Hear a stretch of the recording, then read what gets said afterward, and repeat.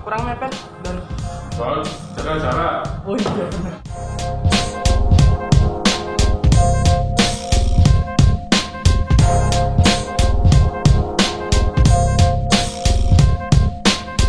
Yo, bora bersama saya Prastowo aka Roten. Bertemu kembali di podcast NOK 37. Saat ini saya bersama duo troublemaker dari sebuah organisasi yang paling yes di Jogja untuk akhir-akhir ini. Nanti kita persilahkan beliau-beliau ini untuk memperkenalkan dirinya. Podcast hari ini tentang apa yang sedang happening 4 bulan terakhir, tentang corona dan segala jenis perkembangannya. Podcast ini direkam di kantornya ARM. Kalau teman-teman nyimak video Frasa Klausa kemarin, ini meja yang saya pakai untuk rekaman saya di video Frasa Klausa. Oke. Yang pertama kita kenalan dulu dari sebelah sana yang paling kurus. Monggo dan perkenalkan siapa Anda, apa tugas Anda?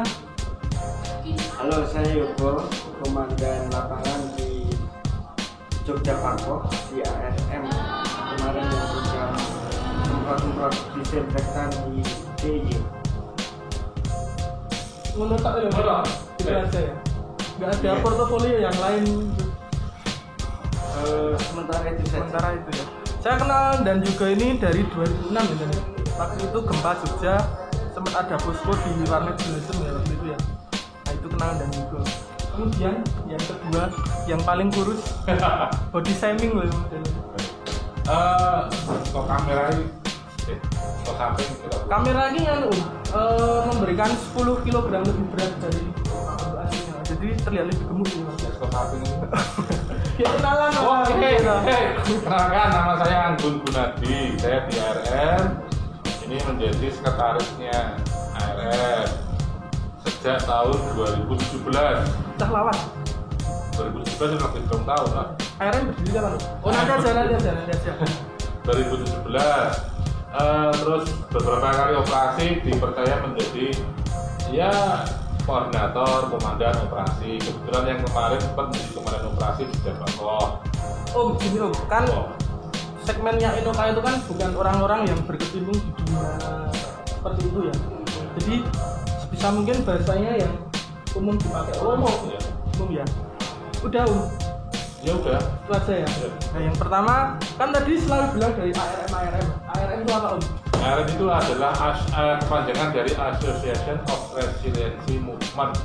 Kalau di Indonesia ada Perhimpunan Gerakan Tangguh. Sebuah perhimpunan yang berbadan, nomornya saya lupa tapi yang jelas keluar suratnya itu sekitar bulan Mei tahun 2015. Jadi terpercaya. Wah, terpercaya. Nomornya saya lupa. Keluar juga dari Kemenkumham, Kementerian Hukum dan HAM, itu tahun 2015. Jadi resmi kami berbadan hukum, bukan hanya sekedar sebuah komunitas yang kolektif gitu ya. huri-huri Dadaan. Ya, dadaan. Tapi memang benar-benar berbadan hukum. Jadi resmi ada aktanya. Terus sudah alhamdulillah sudah beroperasi dari tahun 2015 sampai dengan kelopak ya. Dropletnya Iya, kelopak ya. 2015 sampai sekarang ini 2020. Jadi 5 tahun. Sebenarnya sih tidak mengharapkan ada bencana, tapi kita juga mengupayakan pekerjaan pada sebelum, saat, dan sesudah. Pada masa sebelum tentu saja kita sudah melakukan pekerjaan yang namanya, istilahnya kerennya adalah mitigasi. Apa itu mitigasi? Ya bahasa awamnya adalah mengurangi resiko kegiatan menghadapi. Contohnya apa? Ya kan gampang, waktu kecil kita diajari yang namanya jangan buang sampah sembarangan, buanglah sampah pada tempatnya. Itu adalah contoh paling sederhana mitigasi untuk mengurangi resiko banjir dan penyakit yang lainnya. Ketika kita membuang sampah sembarangan, yang terjadi adalah macam-macam, bisa banjir, bisa penyakit dan lain sebagainya. Itu mitigasi. Contoh sederhananya seperti itu. Contoh besarnya otomatis kita harus tahu juga ancaman, apa sih ancaman yang ada di di sekitar kita. Paling gampang kalau kita tinggal di Jakarta cetok udah. Gempa bumi ya. Ada gempa bumi, kita punya erupsi Merapi, kita punya banjir bandang, kita punya angin kencang, kekeringan. Itu kan bencana yang alam ya. Alam. Nek yang non alam tuh ada ya. Ada karena Nanti. Jadi intinya ARM adalah perkumpulan yang bergerak Ya. yang bekerja di wilayah kebencanaan. Ya intinya Kemanusiaan ya. Nirlaba gitu lah ya. Ya. Untuk struktur organisasinya itu seperti apa Om? Ya di ARM itu ada dewan pengawas. Isinya ada 3. Ya pengasuh yang dituakan. Tapi saturannya nggak tua amat sih. Ada Mas Awang Tenanus Murti, terus ada Pak D. Edi Hartono yang bisa disebut dengan Pak D. Didi, terus yang terakhir Selebgram Om Cimot ya? Om Cimot ya. Sigit Haryo Seni Eseno. Sigit Haryo Seni itu salah satu selebgram. Ya selebgram juga tokoh stand up Jogja. Dia sering marah gitu. Oh iya. Ya pokoknya dia selebriti gitu lah ya. Selebgram, Instagramnya oke, terus tokoh penemu entrepreneurship dunia akhirat. Sorry Mas Gip. Untuk struktur anggota. Nah, perusahaannya ada Dewan Eksekutif Nasionalnya. Ketuanya saat ini dan selamanya enggak. Nanti akan ada restruktur dan juga ada regenerasi bersama dengan Andi Reza. Andi itu ketua ya? Iya ketuanya. Terus saya sekretarisnya, lalu yang bendaharanya ada Mas Subrian. Terus nanti ada beberapa bagian-bagian di bawah ini yang misalkan kayak Palu ya, cuman kayak Corona, Mas Yugo Damianto menjadi komandan lapangan dibantu Primbon Cuaca. Oh jadi ini ada ARM organisasi.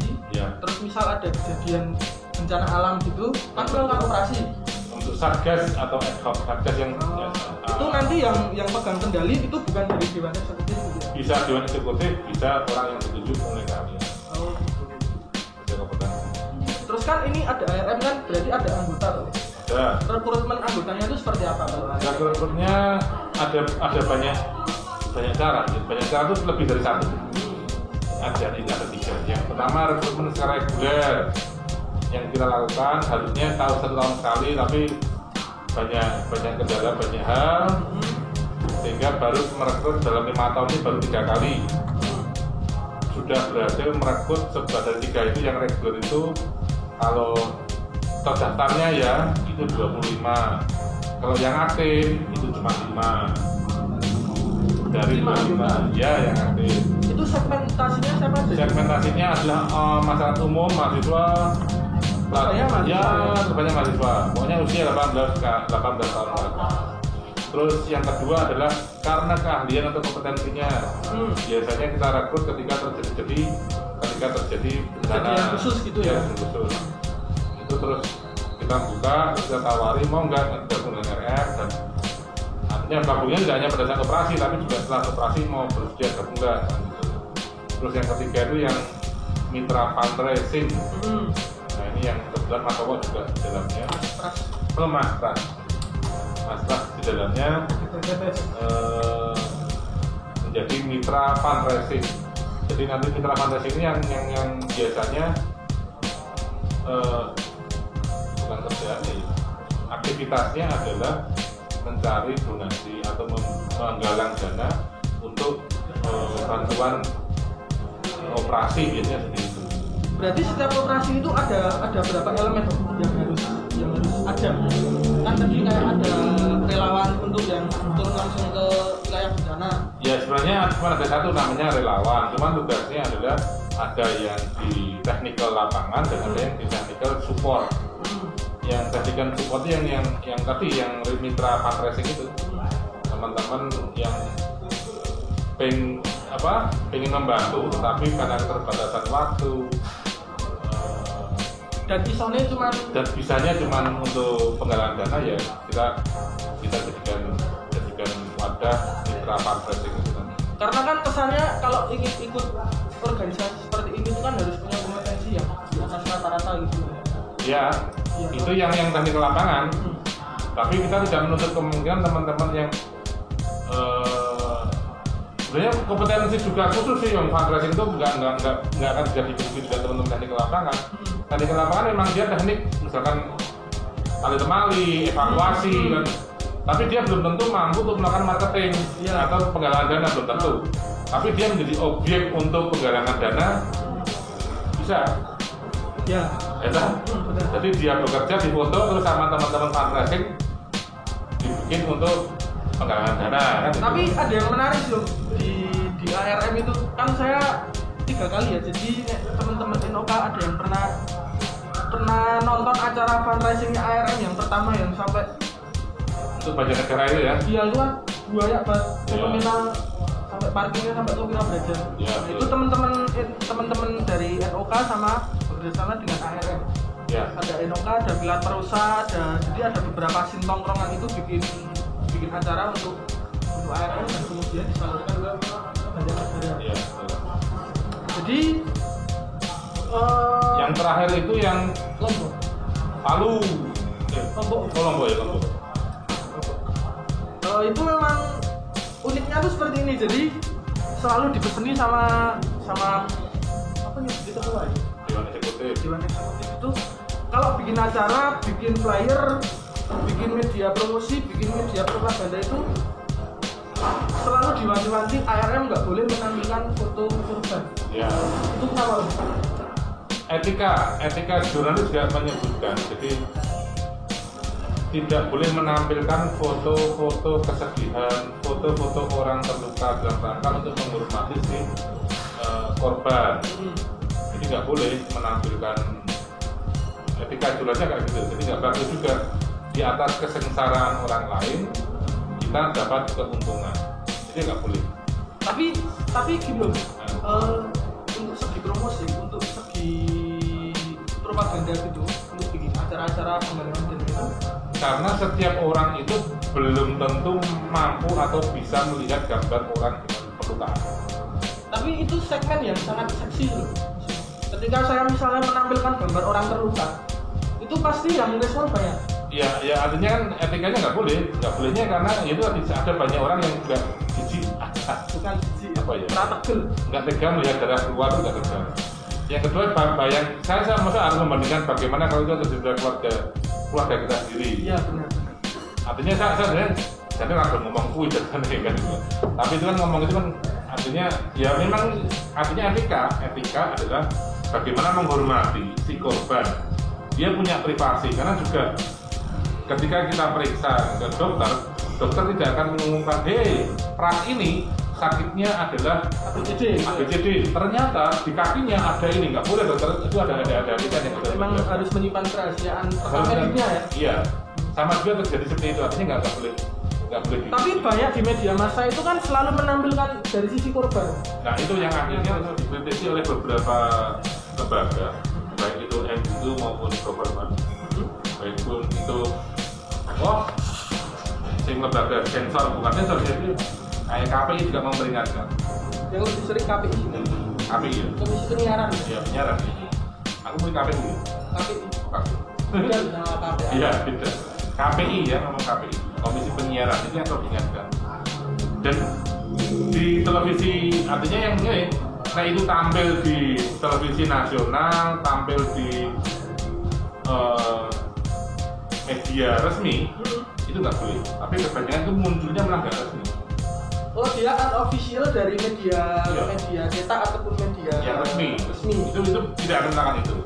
Tetapi yang terjadi malah media tidak resmi, contohnya ya kayak media sosial yang medsos yang pribadi itu kan ya monggo. Ini artinya ada kesepakatan secara global umum di masyarakat bahwa menampilkan foto orang perlukaan, orang terluka, orang sedih, orang korban itu sebenarnya tidak etis. Lebih ke masalah etika saja. Etika dan kemanusiaan. Tapi ada aturan nggak sih, aturan yang kowe kayak itu loh, ngetok ke foto dengan berdarah-darah kakinya patah untuk dijadikan headline. Itu ada aturannya, ada ya? Etika jurnalis ada. Etika jurnalis. Tapi kita nggak bahas itu ya. Saya bukan jurnalis. Tapi ada yang menarik juga om. Ya. Soalnya kayak Ebit GAD itu kan sempat protes tuh. Ya. Beberapa tahun itu kan lagunya dipakai untuk bencana-bencana itu. Nggak royalti.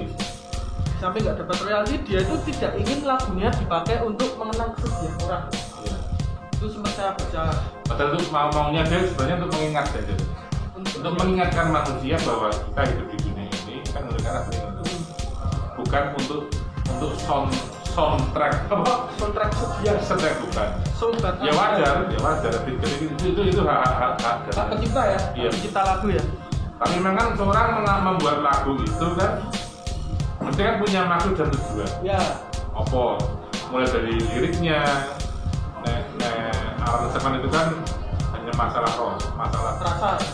kuping kok enak ora nih. Kan lirik kan sing nang Iya, lirik. biasanya lirik kan dibuat memang ada subliminal message gitu loh. Iya. Ada pesan-pesan tersembunyi dan mungkin Ebit Atin itu bikin lagu seperti itu, pesannya yang mau disampaikan tuh bukan tentang kesedihan gitu. Iya.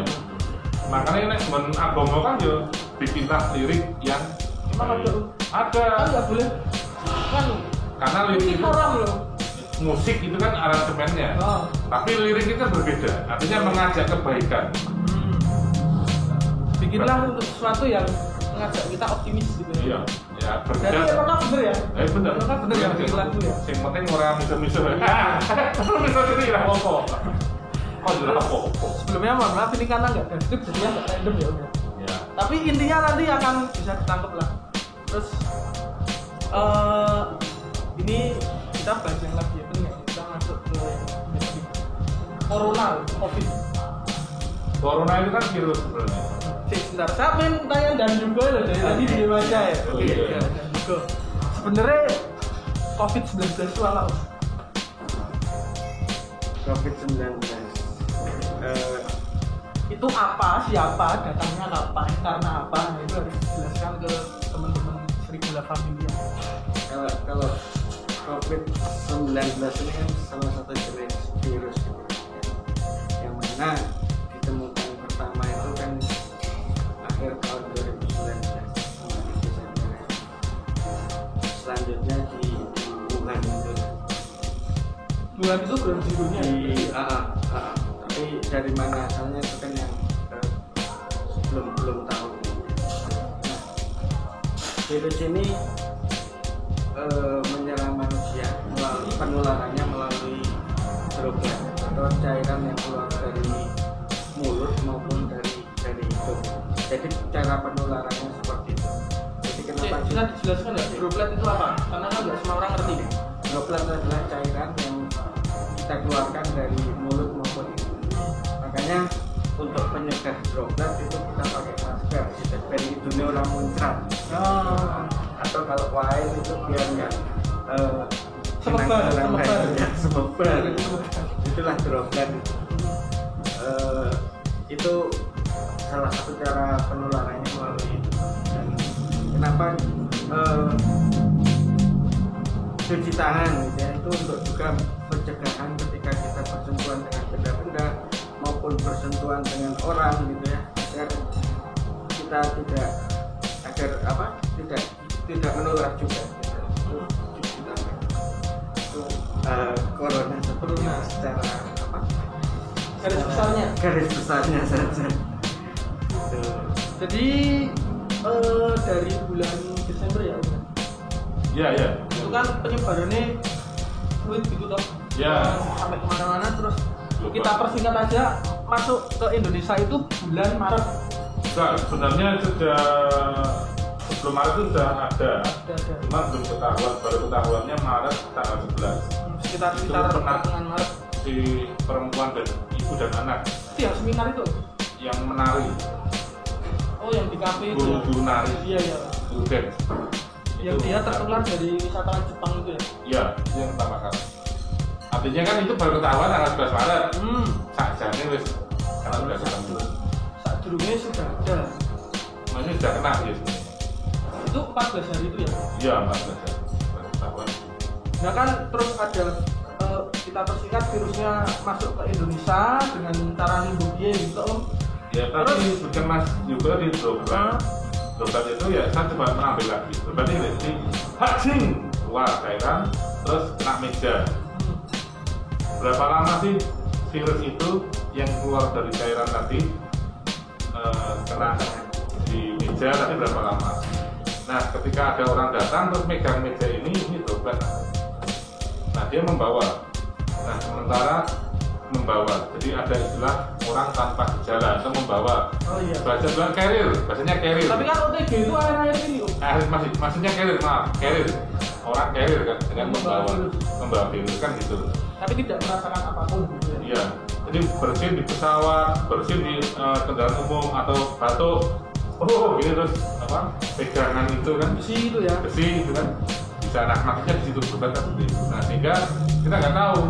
Sehingga tadi Mas Joko benar bilang harus cuci tangan ketika kita habis apa cuci tangan atau pakai hand sanitizer, pakai masker sebenarnya begitu. Terus selama kita berada di luar sebelum kita cuci tangan atau pakai hand sanitizer itu disiplin tidak memegang mata, hidung, mulut sebelum cuci tangan gitu ya. Belum cuci tangan sebisa mungkin jangan pegang Ya, area wajah. lalu baru semua. Makanya area jangan pegang ketika belum cuci tangan atau ketika beraktivitas di luar yang kita nggak yakin ada nggak ada dompet yang nggak yakin. Nah, itu punya itu bagusnya. Itu kan informasi ini kan tadi sudah beredar Ya. luas di masyarakat, sudah disebarkan oleh banyak orang. Ya. Nah, yang ingin saya tanyakan tuh posisi ARM saat pandemi itu seperti apa? Ya, karena lembaga berbadan hukum dan kita juga Kita paparan Pusdalog. Oh ya, oke. Posisi ARM di pandemi itu apa? Kita kemarin melakukan upaya pencegahan dan juga melakukan promosi kesehatan dalam rangka pandemi. Yang pertama kita ada namanya semprot desinfektan. Kita melakukan semprot desinfektan itu upaya untuk pengendalian daripada virus ya. Kita semprot tempat-tempat umum, fasilitas publik, ada tempat ibadah, ada kantor-kantor pemerintah, ada sekolah dan perumahan termasuk halte Fasilitas umum lah ya. fasilitas umum itu kami melakukan penyemprotan ini untuk upaya untuk melakukan pencegahan. Saat melakukan Itu dilakukan sejak 18 Maret.